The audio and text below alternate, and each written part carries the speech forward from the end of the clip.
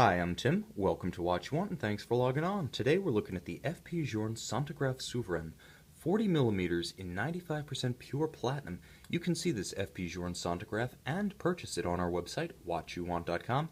And if you enjoy these videos, please subscribe to our YouTube channel, Watch You Want Inc. Now, the Centigraphe Souverain, introduced in 2007, represented a huge step forward, both in watchmaking philosophy and style for FP Journe. Only ever offered in the larger, more expressive 40 millimeter case. This particular variant features the silver dial, and as you can see on my wrist, 6 1/3 inches, 16 centimeters in circumference. The watch is exquisite. The size is modern, but not oversized. It has a lot of wrist presence, but again, at only 11 millimeters thick, you can see it cuts a remarkably low profile, and with a nice domed bezel, it has an easy time slipping under even tight dress cuffs. So this is the rare combination of a full-sized modern complication that wears equally well with a tight sleeve. Very comfortable. Now, 48 millimeters lug to lug represents the true size of this watch. So in terms of its actual geography on the wrist, it's not a whole lot smaller than something like a Supercase, Rolex, Submariner, or GMT. I always like to use that reference because it's good standard that most people can relate to. What I do feel that might not come across in the video is the heft of all that precious metal. Not just the platinum of the case, but the 18-karat rose gold of the movement. We're going to get to that in a moment, but I want to talk about how the watch sits because of the delicate tapered lugs. These really pare down the size of the watch at the extremities. Now, as it approaches the edges of the wrist, I want to focus on this, you can see that the lugs turn down and they help to guide the strap around the wrist. This is important for fitting the watch on a wrist that might be smaller than 16 centimeters, although Journe often offered 38 millimeter variants of his watches. Because the Centigraphe has only ever been a 40, those who have smaller wrists are going to want to know about fit if you're right on the bubble. Well, I can assure you that the watch does an excellent job of paring down its virtual size by curling those horn lugs down tight. They actually begin the curvature of the strap down and around your wrist. And with a semi-conforming style of spring bar, which, by the way, you can release without a tool using this pull tab, the watch is beautifully integrated with no real gap between case and strap, but none of the stiffness that can come with a true conforming strap. You can see how that will bend down almost perpendicular to the plane of the case. Now, the case back itself is slightly rounded with a predominantly flat profile, so it'll nestle into the wrist and actually sit lower than its nominal 11 millimeters. Now, the alligator strap is of the highest quality, but one distinguishing trait that could be missed even in online photos is that the underside of this handmade strap is rubberized for a more secure purchase on the wrist. It's also extraordinarily soft, and because it isolates the strap from the moisture of the wrist, it also ensures longevity of the product. Now, the pin buckle is simple but elegant. FP Journe allows for easy adjustability, and every aspect of it, top and bottom, is beautifully finished. And unlike some watch manufacturers today, FP Journe does give you a matching 950 Platinum buckle to complement the 950 Platinum case. The dial is part of the innovation, really part and parcel to the innovation of the Centigraphe.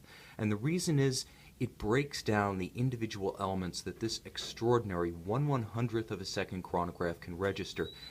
Now, the ergonomic interface of this watch, the aesthetics, the execution of the movement, and the underlying concepts that allow it to work with such precision were the basis for its 2008 Aiguille d'Or at the Grand Prix of Horology in Geneva. That is basically the best Oscar for watchmaking. Journe dominated it during the early to mid-2000s, and this watch was one of several Grand Prix victories in the Aiguille d'Or big category, the so-called Best Director or Best Actor equivalent of the Academy Awards, but for watchmaking.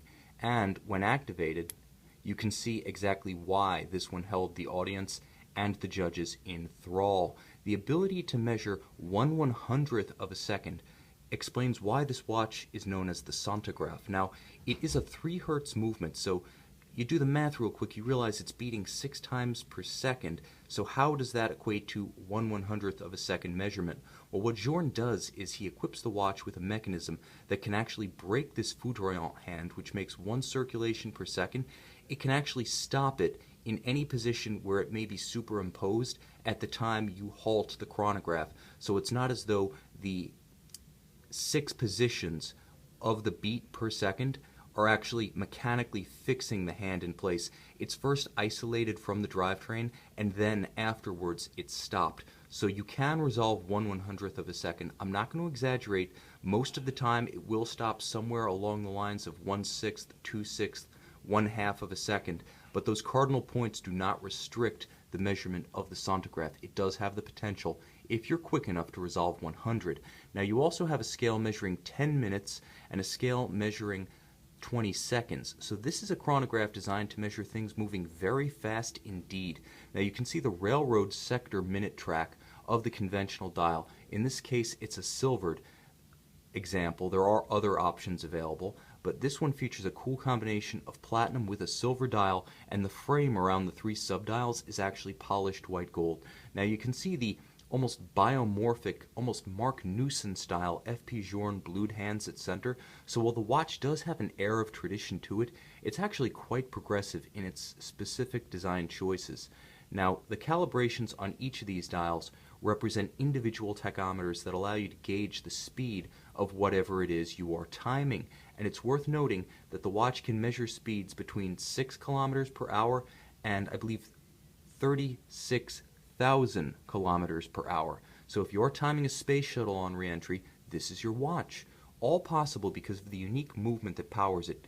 FP Journe in-house caliber 1506 manual wind. Now I'll note that when you stop the system using this patented rocker control right here, all of the indications are frozen, but the reset involves cycling each one of the subdials through a full rotation. So there's even a great bit of theater in the reset of the mechanism. A gorgeous knurled crown in the FP Journe style. You turn it over and then you reach the co-main event. If you want, the double billing of this watch is the front and the back. The front for its portrayal of time, the back for its portrayal of time-keeping devices. And this is the FP Journe 1506 caliber.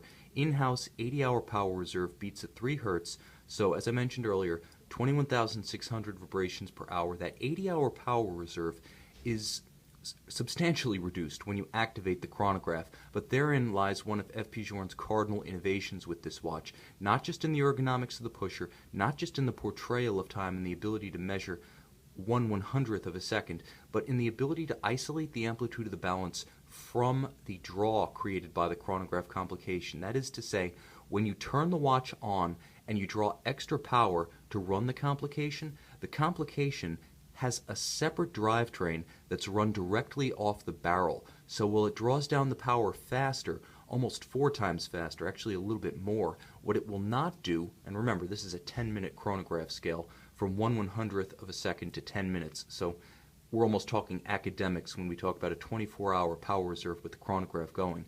But when the chronograph is going, the watch will not slow. It will not start keeping different time on the center minutes and hours.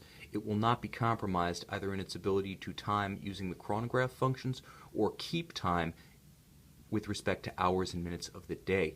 And therein lies the final great innovation of the Centigraphe, the ability to maintain excellent time and isochronism as well as precision with the chronograph in action. Now, everything else here is classic FP Journe. You can see circular Côte de Genève within the 18-karat rose gold bridges, and yes, they are solid rose gold. As of 2004, FP Journe began to transition his movements over to solid gold, a tradition that continues to this day, and the ability to create a movement in solid gold, never mind to finish it to this standard, which in all but name is Geneva seal standard, Geneva seal caliber, is extraordinary and virtually unique to FP Journe. Now you can see that the balance is free sprung, so all fine adjustments are done via variable inertia balance blocks, so it is fairly shock resistant, bordering on a sort of sports watch architecture for this high horology piece that could pass equally well in a suit and tie. Now the movement does include other unique features. For instance, as I mentioned, the 80-hour power reserve is substantially more than the industry standard 42, so this is the kind of watch that you get to wind on occasion, quality time with your watch, so to speak, not a constant chore. 285 parts, so it's abundantly complex with 50 jewels, manual wind.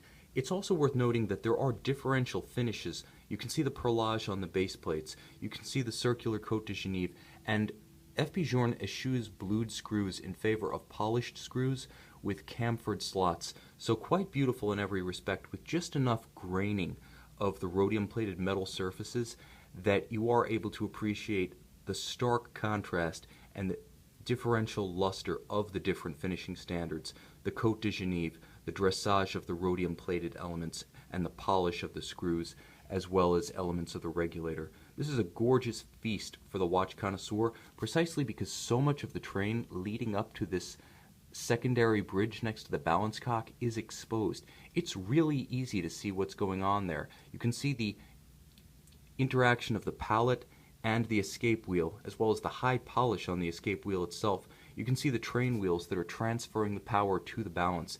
This is a watch that really leaves little to the imagination other than where you'll go with it. You can see this FP Journe Centigraphe Souverain 40mm in platinum, and if you like, take it home on our website, watchyouwant.com.